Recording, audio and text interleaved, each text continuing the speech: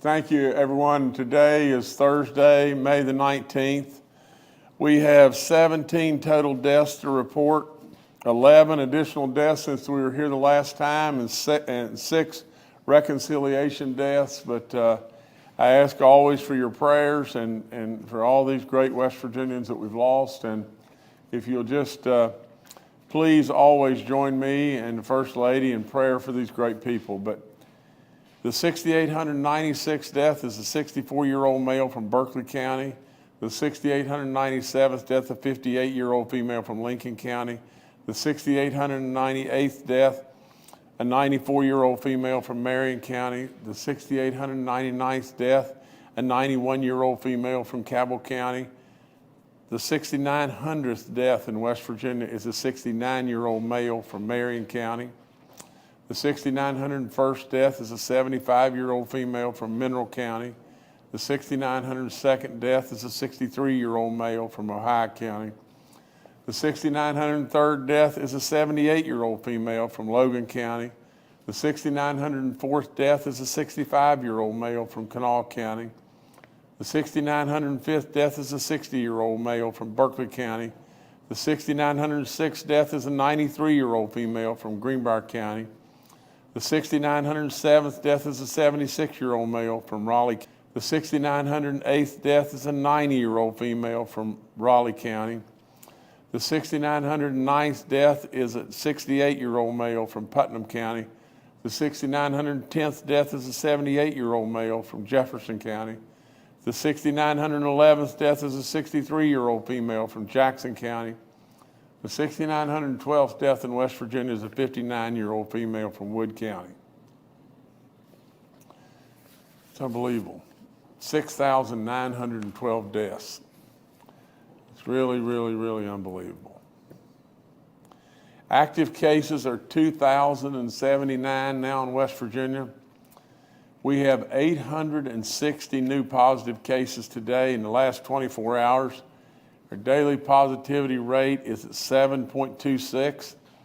Our cumulative is at 8.10.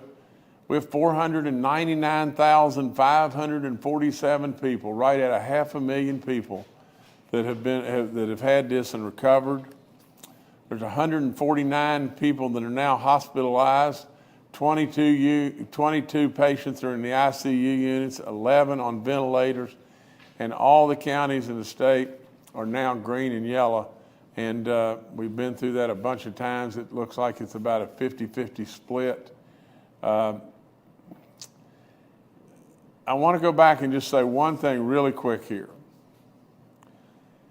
We have new positive cases in West Virginia of 860 new positive cases. Now think with me just a second. We have all the home test kits, do we not? How many new positive cases do we have in West Virginia that we're not able to report to you right now?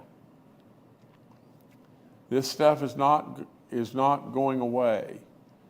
It's something that we can live with, but it is not gone, and it's not gone away. So please, please take heed. Now I've got a story here of something I've got to tell you that's really neat. And we're joined by Aaron and his dad, Toby Wagner. And Aaron Wagner, is an 18-year-old kid. He's on his way now. He's at Ripley Christian Academy. His dad is the pastor, Toby rather, is the pastor of Ravenswood, or a pastor in Ravenswood, please forgive me. But I have issued a proclamation recognizing May as National Foster Care Month in West Virginia. And this month we acknowledge, the foster parents, the family members, the volunteers, the mentors, the policymakers, child welfare professionals, and on and on and on, people in our community that are helping these children. This young man has been in our state's foster care system since a very young age. Now just think about this, just how good this is. He is now graduating from high school. He's joining the U.S. Air Force. And absolutely, I don't know how it gets any better than that. after graduation. You know, today I want to welcome a success story, a kid that's on his way, a young man that's going and choosing a career in the military to protect us all. He's given so much. They always ask so little. But here's a champion story. And so for our pastor that's with us today and this great young man, please let them, they can join us right there. And there they are. And Aaron and Toby, way to go. Way to go, sir. And both of y'all in every way. Couldn't be prouder. And Aaron, you look like a tough rascal, so I love it. That's good. All right, so tell us, talk to us. No, wait, we can't hear y'all. Wait a minute, y'all are on mute, I think. Hold up a minute. Yeah, you may be on mute, guys. Hold on just a moment. We're checking it. All right. Try again. No, still can't get you. Hold on a minute.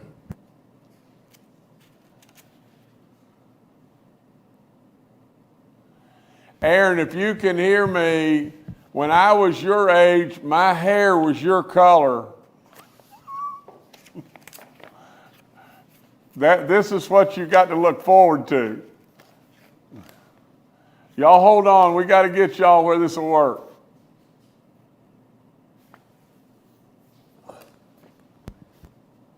Yeah, Governor, we'll come back to them as soon as we get this issue resolved. Okay, Aaron and Pastor, we'll get back to y'all in just a few minutes.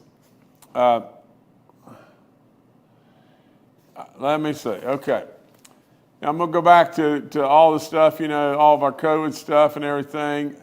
We just got approval on Tuesday from the FDA that they're now approving a single booster shot for ages 5 through 11 that are 5 months out from their last vaccination. For all you parents and everything, check into that, please, and everything. The booster shot is significantly less than an adult booster shot, but it will protect your kids, and Dr. Marsh will tell you more, and I think he's on here with us right now, too. Or maybe we'll go back to Dr. Marsh in a few minutes. Is that right, Jordan? Yeah, that's right. Okay. Now I want to just go back and remind you again over and over, especially if you're 50 and older, about getting your booster shot. It is really, really important that you do that. We can live with this. We can manage this, but we need you absolutely to get your booster shot. And if you haven't stepped up and got your first vaccination, please consider and do so. From the standpoint of all of our numbers, we did cross 91% of the 65 and olders, and I love it. I love to see that and everything. We're continuing to tick up, slow but sure, but we're really making progress, and we've saved lots of lives by being here with you. And now I think we've got Aaron and Toby back with us, and so maybe they can talk to us. How about now, Governor? How are you doing? I'm good. Thank you very much for having us with you today. Aaron and I are excited to be here, and we want to thank all of our friends at DHHR and for all their help. And not only that, but for a program that helps children all across West Virginia. When we saw that you had a proclamation coming out today, we wanted to share our story because back in 2008, my wife and I had decided we wanted to be foster parents after some folks that we went to church with had foster children, and we saw the impact that they had on their lives. And we watched these kids just blossom with this positive reinforcement. So we decided to get certified and that we would go into foster care. We had 2 biological children. One was in middle school and one was in high school at that time. And so we decided as a family that we would take on 1 child. Well, we received a call from our the home finder who told us that they had a placement. We were excited to find out who that toddler was going to be. And we found out that it was going to be 3 children because they were in a sibling group. So they told us that we were going to have a 4-year-old little boy who happened to be Aaron at the time. We would have a 7-year-old little boy named John, and we would have an 8-week-old baby who was named Hannah. And so we were kind of overwhelmed in the beginning, but thought it sounded like a positive challenge. We would try it. And so our little family of 4 quickly became a family of 7. You fast forward 3 years to 2011. We got to the place where these kids had their biological parents' rights had been terminated. and there was no hope for reunification. And our caseworker had told us that we're at a place in their lives that, we need to make a decision about either adoption for them or to find a permanent placement for them, or they would stay in the system forever. And so we started praying about it, and we thought, they've been with us for 3 years. We can't imagine them going anywhere else. We love them. They loved us. And we talked to the 3 kids about it, and we decided that we were going to adopt each other. We would be adopted as their parents. We would adopt them as our children. And in 2011, we did that. Now, fast forward about 14 years from the time that we adopted them is where we are today. Our oldest son, John, who came through foster care with us, was adopted. He turns 21 at the end of the month. He works full-time in Charleston. He lives in Mason County. He's engaged to be married. Aaron, as you mentioned, just is graduating high school next week. He's already enlisted in the Air Force.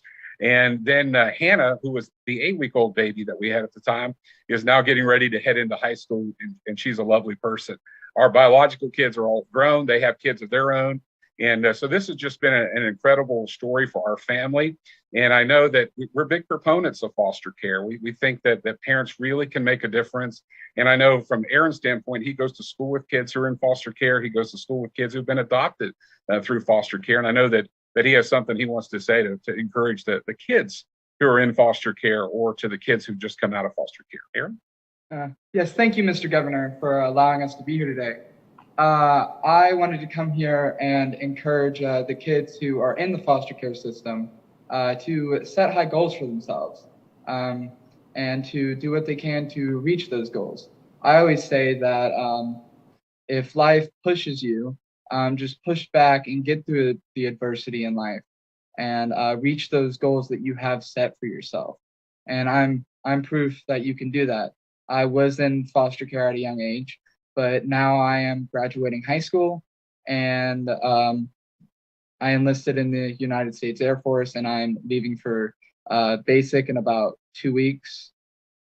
So you can see, Governor, we're here today just to thank you and thank Secretary Crouch and all the fine folks that work at DHHR. We've met so many families just like ours. There's so many stories like ours that people never hear about. You always hear about the ones who kind of fall through the cracks, but you never hear about the real positive stories, the making a difference. And without the people that you have on your team and without your leadership, this wouldn't happen. And so we're so excited that you're celebrating this month as National Adoption or National Foster Care Awareness Month. Our hope is that many of those families, when given the opportunity, will find adoption. We were worried about that. We had 3 kids that we were going to have to adopt. We're thinking, how can we afford that? We talked to DHHR about it, and they were able to help us, guide us through that process, help us find funding for that process, and it worked. And so thank you so much for that. No, everybody just listen to me just a second. This is testimony to what everything is all about. Everything. I mean, for the great pastor to step up with his family. They already had 3 kids. I guess maybe you already had 4 kids. Is that correct, Pastor? Yeah, we had 2. Yeah, we had 2 kids and we adopted 3. So you had 5 total at the same time. Yeah. I'm sorry. Okay. Well, yeah, we had 2 children, biological to start with, and then we adopted the 3 who come from the same family that was not related to us. Yeah. Well, let's just think about this. Think about the level of courage or faith, to really make that decision to step up to do that. It's really God's work. At the end of the day, it's God's work. And Aaron, I see a young man that's just mature and on your way in every way.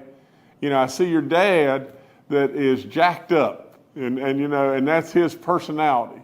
I'll promise you this, as you go through life, if you'll just remember, you've got to remember lots of things, but remember just this. People around you that are enthusiastic and passionate about what they do, those are the people you need to surround yourself with. You don't need to be surrounded with the sticks in the mud. I've always said, if you've got sticks in the mud around you, take the sticks and whop them a couple of times, but get away from them. And absolutely with all Emmy, I can see it. I can see it in your dad. I can see it in you. And without, yeah, and Governor. Yes, sir. One thing I have to tell you, and that it's Hannah, our littlest one, who's going to going to high school. I promised I would tell her that if you need a babysitter for baby doll, she's told me to let you know that she is available at any time. She will travel if you need that. Well, I'll tell you the honest truth. That crazy dog is 1,000 times more popular than I am, and that's good because I love her totally to death. And wherever she is, y'all just hang on there just 1 second because she's here somewhere. Y'all, baby dog, come here. Where are you? Well, I don't know where she went, but before I get through, I'm going to bring her up here. I want to show you, and just for Hannah. But it's Hannah. Is that correct? Yeah, that's Where's Hannah. baby dog? Come here, baby. Come here, baby. Come here. Come here, baby. Come here. Come here.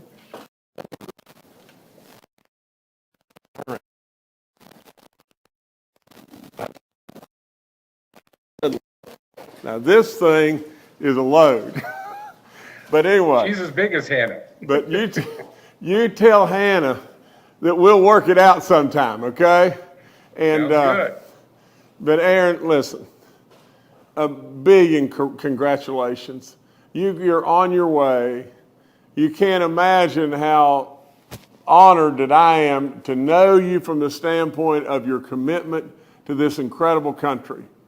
But absolutely, your dad and you are testimony to goodness. More and more and more goodness. That's what we want. And in this state, absolutely, if we could continue with the theme that you have already illustrated right here, over and over and over.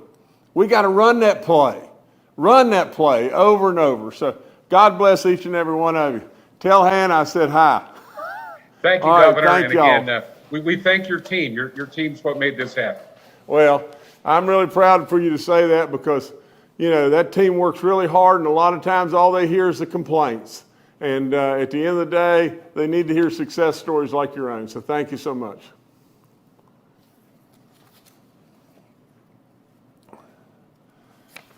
Okay, let's go back to these numbers real quick here and everything. But like I said, we got 91% of the folks that are 65 and older that are now, have received at least one shot. We have 1,130,000 West Virginians that have received at least one shot. We have 488,000 that have received their booster shot. We've got to get that number up, but nevertheless, the numbers continue to get a little bit better, a little slow but sure. The vaccine calculator is up and it works. Dr. Marsh has told us so much about that. Use it. The vaccine info line up on our website. Use it. All the free testing is still available to you. Take advantage of that if you have any symptom whatsoever. As of today, there's 45 outbreaks in our long-term care facilities. That's up a little bit. Still none in our church community. 17 inmates and 25 staff cases in corrections. In the rental assistance program and the homeowner assistance program, it's still available to you. It's available to the landlords. It's available to the renters. It's available to the homeowners. Take advantage. Call us and see if we can get you qualified. Okay, from the standpoint of giving blood, I say it over and over and over and over how important it is, and I ask you please to consider our Job Jumpstart program. Let me tell you just this. We launched it in January. Now just think about this a second. I don't know exactly what the number is, but the number is somewhere around 35,000 West Virginians that we still don't have in the workforce. Since January, over 18,800 West Virginians have applied for this, and 15,900 have qualified to participate in this program. A little program incentivized by $1,500. It's putting more and more and more people into the workforce, and our employers absolutely need them, and it's great for them. It's a level of a sense of pride and accomplishment that is so, so good. We just need to continue to keep pushing it every way. From the standpoint, we went on Tuesday to the Monroe County Senior Center at Linside. It's the Linside Senior Center. We were there. They were one of the winners of the $100,000, in the Do It for Baby Dog vaccination sweepstakes and everything. So we were there. It was great stuff and everything. There was 4 senior centers across the state. We've been to 2 of them. One was in Lincoln County, and now this one in Monroe County. And a lot of great people. Really, really, the heart of all of us is right there. And they've stepped up, and they've really worked hard to get more and more and more vaccinated and protect and save more and more lives. So thank y'all so much. It was a really great day. Great time, great day.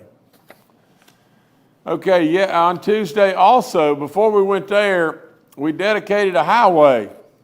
On Tuesday I held a ceremony, to announce that a scenic loop of US 219 and West Virginia Route 92, newly named the Seneca Highway, has been officially designated as the first route, of the West Virginia Mountain Rides program. Now, this program absolutely will enable many of those who enjoy riding their motorcycles to come and use that incredible highway, as well as any and everyone that chooses to do so. It is an absolutely breathtaking views and everything. And from what I've been told, in every way, all across that highway, and this is what we want everywhere, but there's not a pothole, and everything is just wonderful. And so those riders, I'm sure, enjoyed that 300-mile trip and everything, and it goes all the way up into the northern part of the state and across and back down Route 92. It's beautiful beyond belief. So it's just a good, smooth, easy loop to take and everything. And like I said, if you spend a day, it'll touch your soul with all the beauty in this great state. And we're just going to bring more and more folks here. I thank, our highway department, Jimmy Riston, and all those that were involved there. Randy Dameron inspected the road and everything. I really appreciate his input and everything, and the great work that Secretary Ruby's doing. It's great stuff. It's just great stuff. So we were really tickled to be able to do that. And then we went on to Monroe County. Yesterday, and I know y'all are sick of hearing me saying this, but I'm not going to get sick of this. There's no way. I am absolutely just so proud of what we're doing in West Virginia. It's off the chart. We need to absolutely remember, and we need to toot our own horn. That's all there is to it. For many decades, a lot of those on the outside just pushed West Virginia down. Our unemployment rate in West Virginia now 7 times in a row. It's not decreased. It's decreased over the last 24 months, month after month. But 7 months consecutively in a row, we have set an all-time in history unemployment rate in West Virginia. Right now, the unemployment rate in West Virginia has decreased, and it is 3.6%. And we're trying to get it even lower. Absolutely, it is beyond belief. It is so good, it's just off the chart. So what do we want to do? We want to keep making it better. For crying out loud, let's just make it better over and over. More opportunity, more people that come to our state, more announcements over on top of one another. Absolutely, it is happening right here.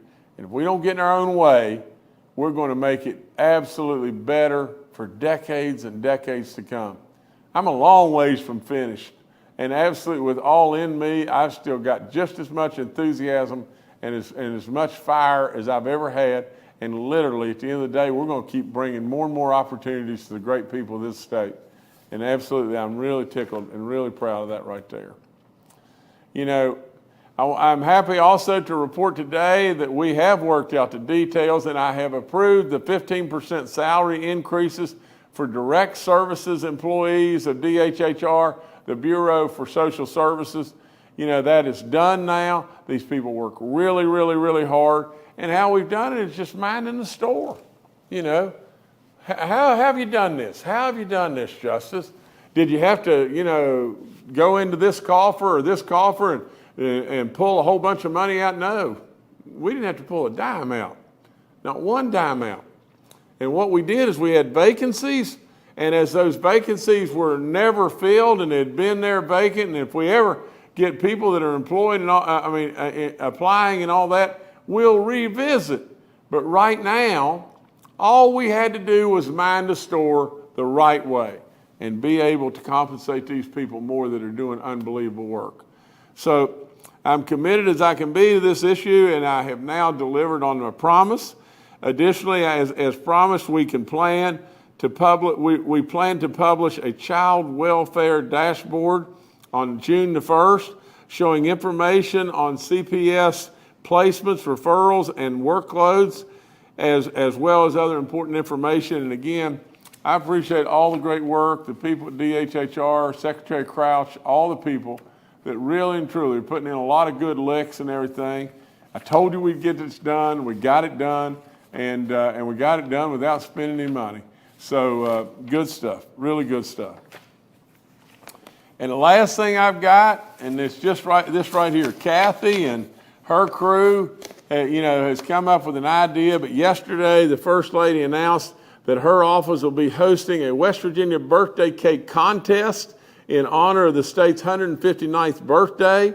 What they're going to do is right now they're going to invite recipes to be sent in, and then through a combination of people other than myself, whether it be Kathy or it be the chefs at the mansion or wherever, they're going to select 5 of the most that are the most appealing recipes, because we can't judge 500 cakes or 1,000 cakes. But we're going to take 5 of those recipes and everything, and then we're going to invite the people that have submitted those recipes to bake their cake. And then we're going to bring it in, and between Kathy and myself and maybe the chefs and maybe even Baby Dog, we're going to select, the winner of that birthday cake and of our great, great, great state in West Virginia. So get your entries in, your recipes in. We'll select 5. We'll contact those 5. They'll bake the most incredible cake it could possibly be. And I may not be able to do many things, but I can judge a cake. And so Kathy and I, maybe Baby Doll, maybe chefs, we'll select some people to do it, and we'll pick the winner and have a little fun with it, and it'll be really good stuff. So get your recipes in, and apply. So that'd be really great. That's all I got right now. All right, thank you, Governor. Let's now go to Dr. Clay Marsh, our coronavirus czar. Well, good afternoon, and I want to congratulate the Wagner family. That is just absolutely terrific. Thank you guys for what you do for our state, but also for being role models. That's just a heartwarming story, and really, really well done. Getting to the COVID issues, there's several relatively important issues for us to approach today.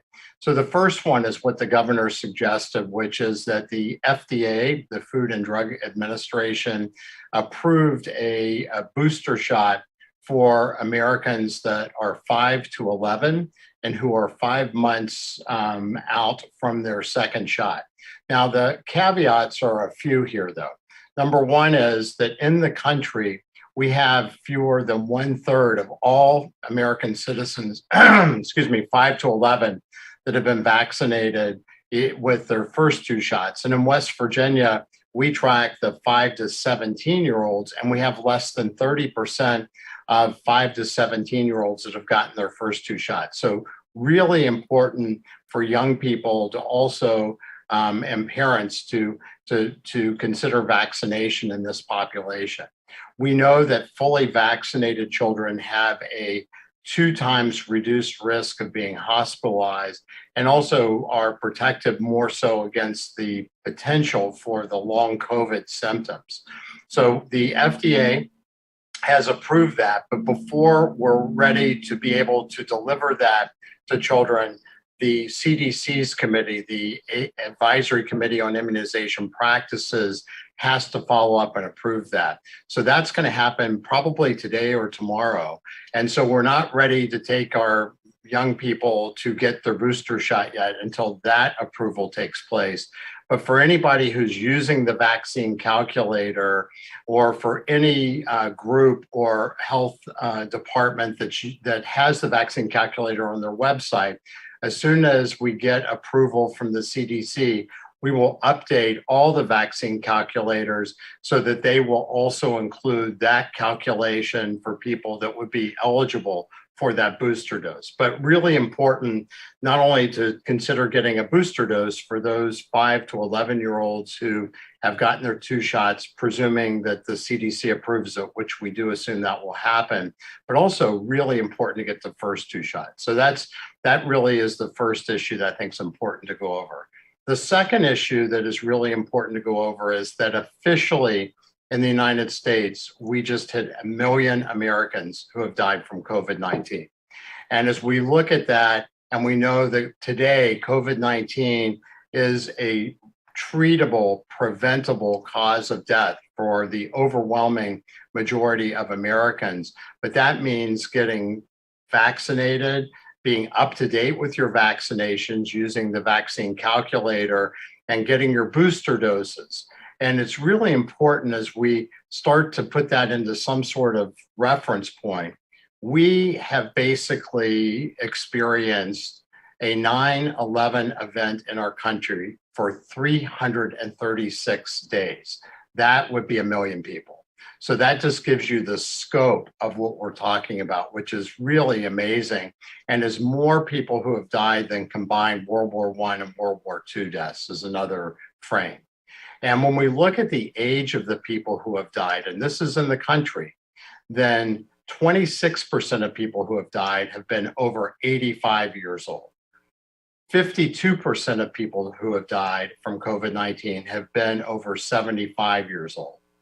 75% of people who have died have been over 65 years old, and 95% of people who have died have been over 50 years old. So everybody who's over 50 is at risk, but as you get older, 65 and older, 75 and older, 85 and older, that risk goes up higher and higher and higher, which is really the reason why we want everybody to pay really strict attention to staying up to date with your vaccination, because being fully vaccinated and currently vaccinated is the best protection you have. The third issue that I think is really important, and I'll stop after this, is that more and more we're recognizing that the COVID virus is starting to change. And it's changing in the way that it is not only mutating. Remember, we talked about this virus replicates, it infects people, and it starts reproducing itself. And it's a messy, it's not a very precise virus. So it makes a lot of mistakes when it replicates.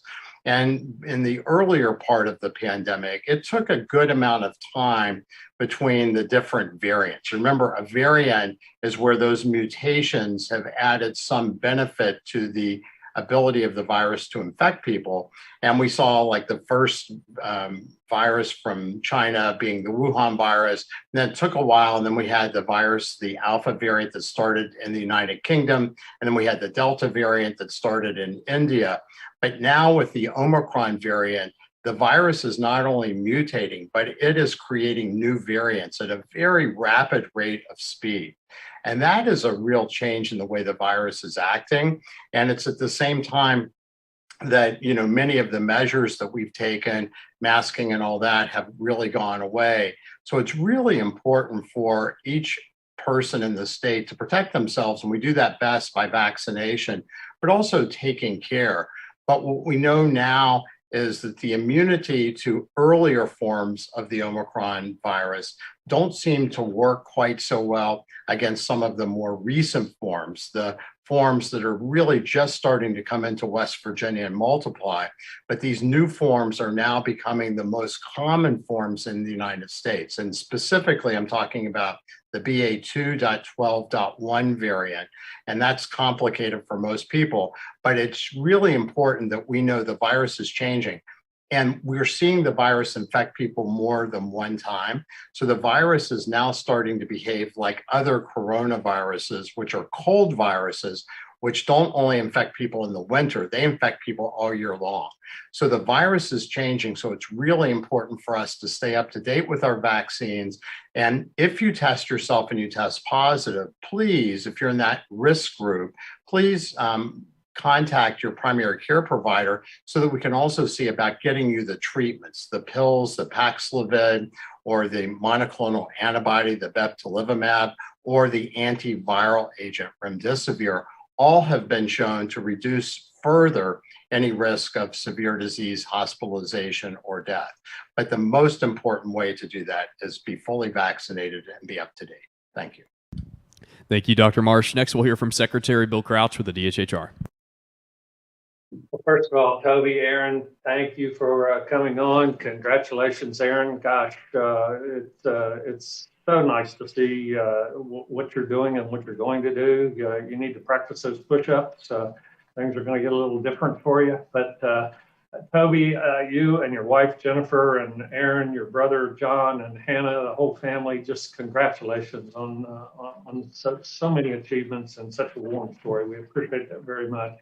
I want to, and I can't think of a better way to honor the folks with regard to National Foster Care Month by honoring you folks, and Clay said it well, you're role models, and we appreciate very much what you do. But I also want to say thank you to all of those other foster families out there and the kinship placement families, hundreds of those throughout the state who step up and help children have better lives. And thank you for the adoptive parents. And again, Toby and Jennifer are role models for that. So I thank you for that. Let me mention just quickly the increase. I want to thank Governor Justice. He was adamant that this get done. At the end of the last session, things stalled a little bit, and he changed some language and some documents and directed me to do this. So he is the one who made sure this happened and stayed on me to make sure it would happen. So we want to make sure that we keep doing what we're doing with regard to CPS work in the state of West Virginia and APS work in the state of West Virginia. It's easy to forget our adult protective service workers sometimes because there are fewer of those and don't get quite as much press, but they do a fantastic job, just like our CPS workers. We save hundreds of lives every day, keeping people safe. So we did take existing positions in DHHR. We've swept those. We will remove those. We've had to do some juggling to get this done, but again, the governor was adamant that we do it. Mention quickly the dashboard. That'll be up June 1. It's our same dashboard crew that is doing COVID dashboard. These folks are fantastic. This will be a living dashboard, much like the dashboard for COVID. When we see the need to make changes, we'll make changes. We'll keep that information updated on a monthly basis.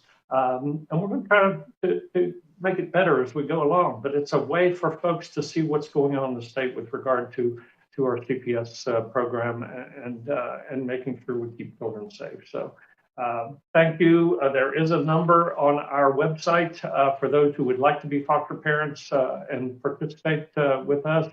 We'll provide assistance and guidance. So again, we thank you all so much for what you do.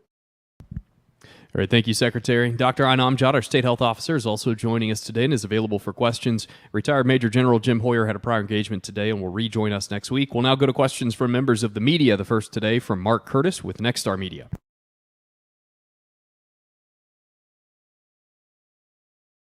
There we go. First of all, let me join the chorus of people congratulating Aaron and Toby as a fellow military parent. My daughter's been in the Army 5 years, first lieutenant, just promoted. I'm very proud of what Aaron and Toby had to say today, and I wish him well in the Air Force. He'll serve our country well. Governor, I want to ask you a non-COVID related question. Yesterday, Senator Capito and about 10 other senators, all from major energy producing states, Texas, Louisiana, Alaska, North Dakota, West Virginia, all had a press gathering at the Capitol in Washington, D.C., calling on the White House to do something, anything, to bring down the price of gas. It's now over $4 a gallon in every single state in the country. I saw $4.45 here in Charleston today. Do you think this is going to become a big political issue? And is it important that the states, the energy states, stand together and stand arms locked on this like they were yesterday? And ultimately, will you consider, again, perhaps suspending the state's gas tax, as some of your Democrat and Republican colleagues have called on you to do with prices going up. Will you consider a gas tax, perhaps suspension in the state for a little time to help people out? Well, Mark, let me take the last part of the question first. From the standpoint of, of the appetite on the legislature's level, we got to go that way first. From the standpoint of do I think that it is something I'd look at? Well, sure, I'll look at it. But at the same time, we're not addressing what the problem is at all, are we? You talk about, a really, really serious problem within this country. The whole problem centers around the super left that is absolutely bringing pressure upon the president, and the president that at times, has either is having trouble or has really lost his way. But irregardless to all that, I think first and foremost be respectful of the office of the presidency. But with all of that, Mark, we have really lost our way in this country. We're on the verge of a situation in Ukraine that could be so bad it's off the chart. Did we have to have that happen? Let's just be really fair. Would that have ever happened if America would have stayed on the course of energy independence? Would it have ever happened? In my opinion, no. Now the sadness is off the chart, but where is the sadness going? At the end of the day, does anybody believe that Putin wanted to just blow a country all to smithereens so then that he could go in and pay for repairing that country just to be able to have that country? There's no way. There's no way. There's plans way, way, way bigger than this. It's a real danger. Without any question, Mark, West Virginia holds the keys to be able to absolutely contribute in every way, and we stand ready to do it now. Everybody better listen.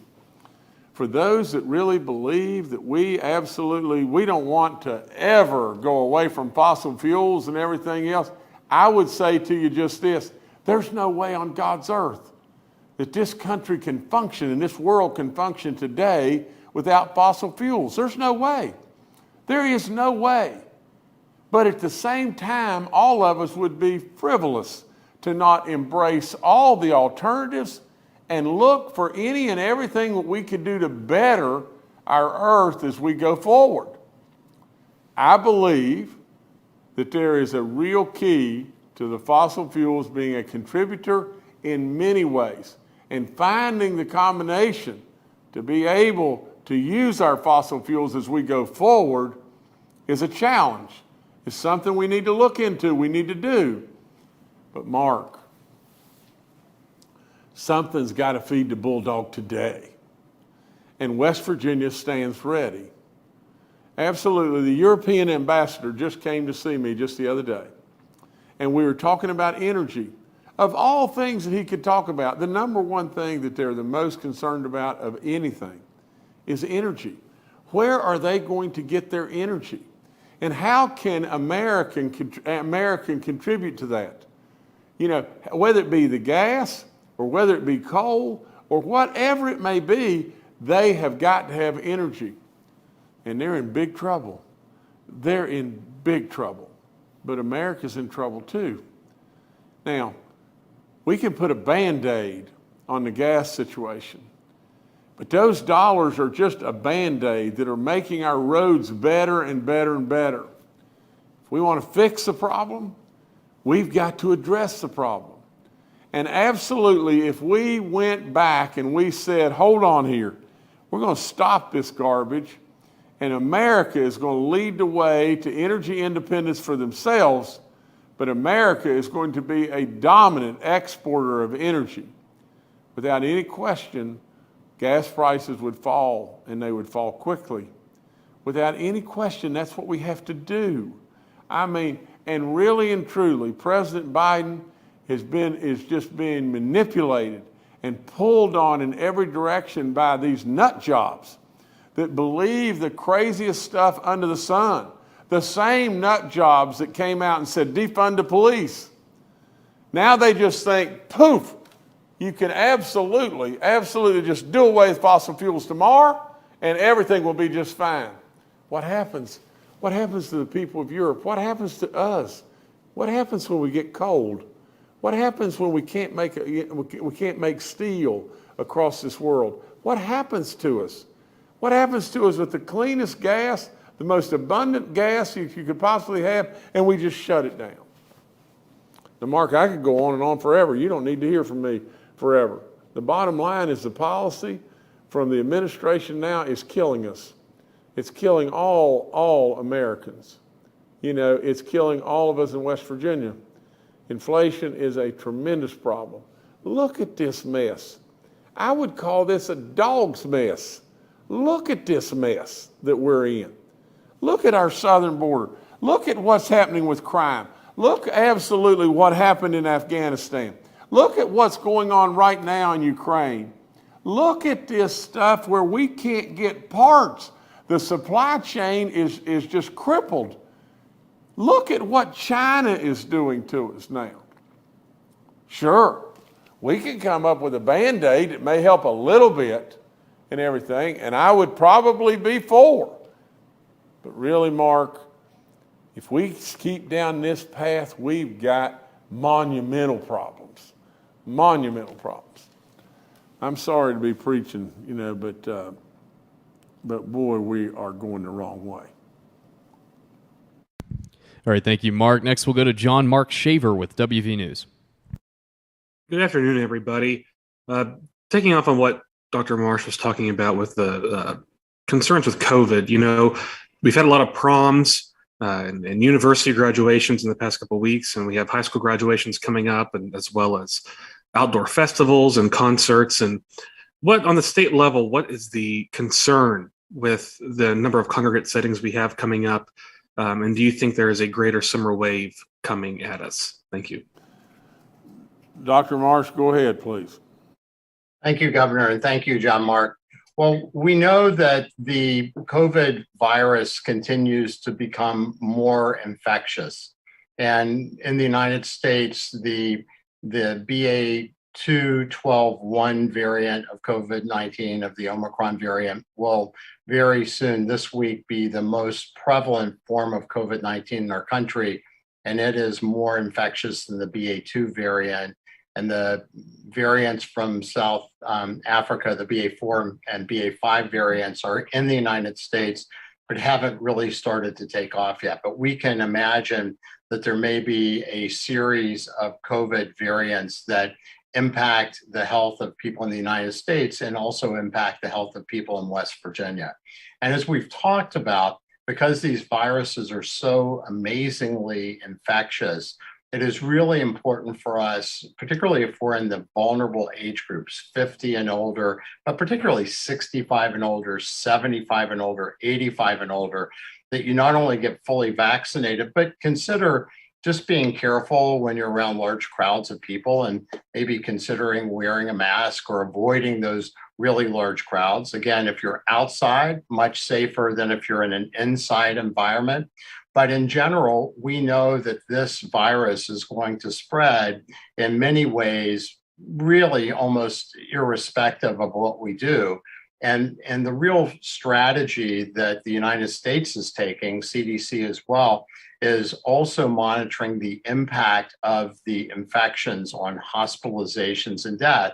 And we've seen a small increase in hospitalizations, about a 30% increase in the last 3 weeks, but it's still relatively low versus the levels that we were in at the end of 2021. And the deaths have not really risen as dramatically yet, but we know that's a lagging indicator. So I'm not saying that we should be irresponsible and don't worry about being infected, because we know that long COVID can infect or can impact up to 30% of people that were not in the hospital, and maybe 40 to 60% of people that were sick enough with COVID to be in the hospital. So that's a real issue, but we're particularly worried about the hospitalizations and the deaths, which is the reason why vaccines, which really are the best strategy for reduction in the severity of disease and hospitalizations and death, are really a critical cornerstone of what we want to do.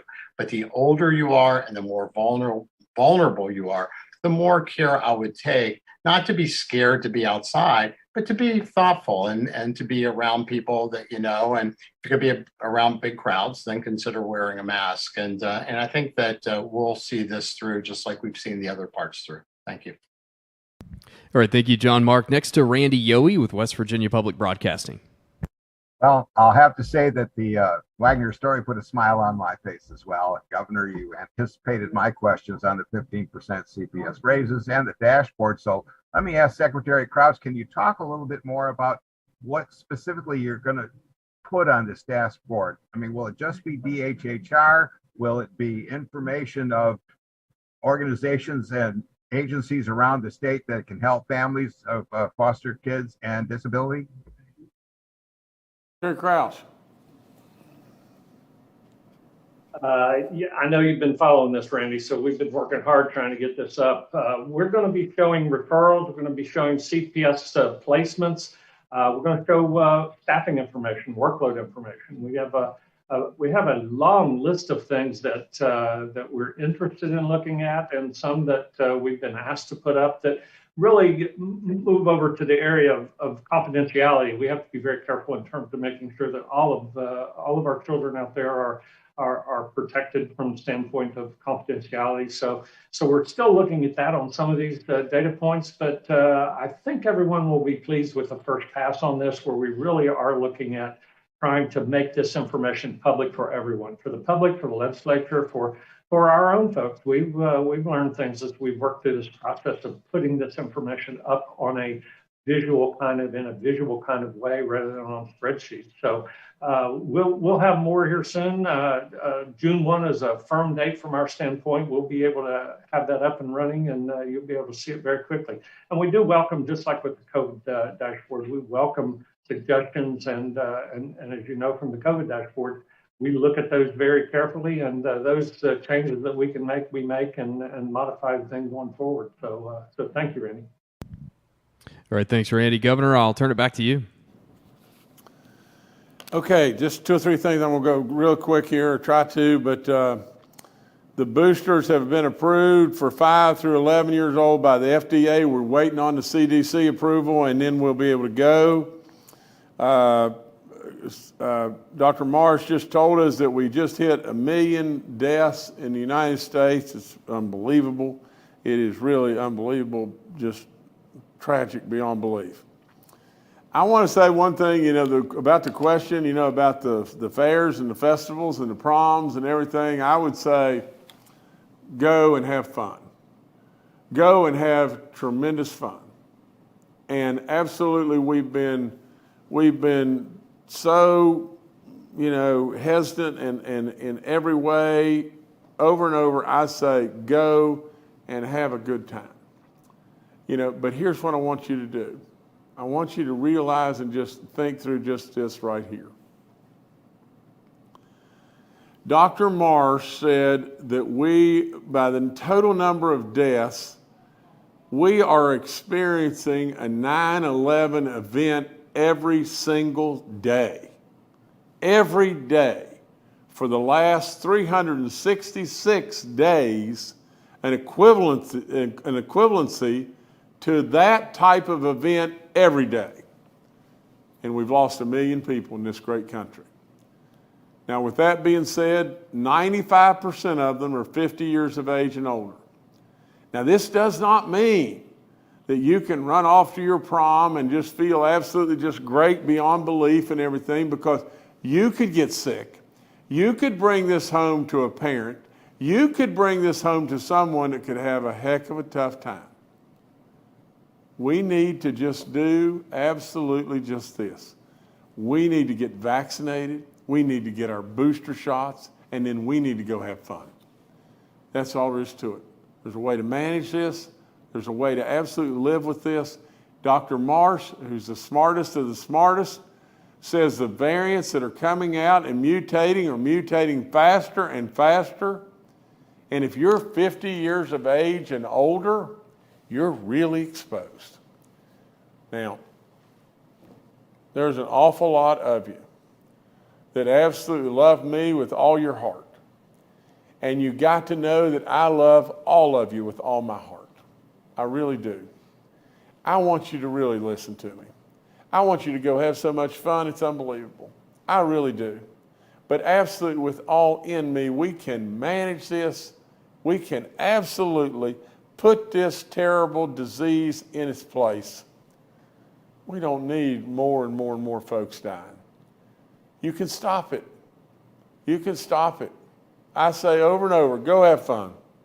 But for God's sakes alive, get your booster shots and get yourself vaccinated.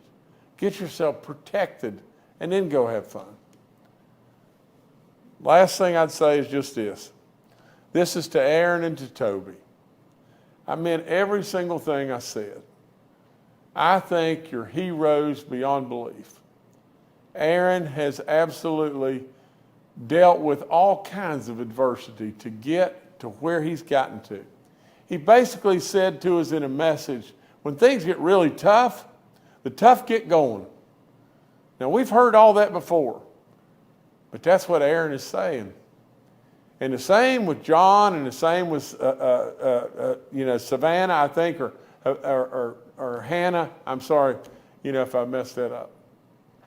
But Toby, by you and your family stepping up, hero time in my book, courage time in my book. That's just all there is to it. So Aaron, on your way now, continue to do all kinds of greatness and perpetuate that great attitude and make others know just how great you are so they'll want to be great. Just how tough you've been so they'll be tough. And Toby, I can never, ever in the world thank you enough. I can't thank the people at DHHR, Secretary Crouch, and all those that have done good work enough. But the last of my last is just this. The foster families across this great state, many of them we're not talking about right here. We're talking about Aaron and Toby and their family and all the great stuff they've done. And so many great foster families are doing the same stuff. Thank you. Thank you with all in me. You're doing God's work. It doesn't get any better than that. There's no way on the earth it could possibly get any better than that. And absolutely, you'll be repaid more than you could ever imagine. With absolutely, I don't know how it gets better than God's work. Thank you so much. God bless each and every one of you. Thank you.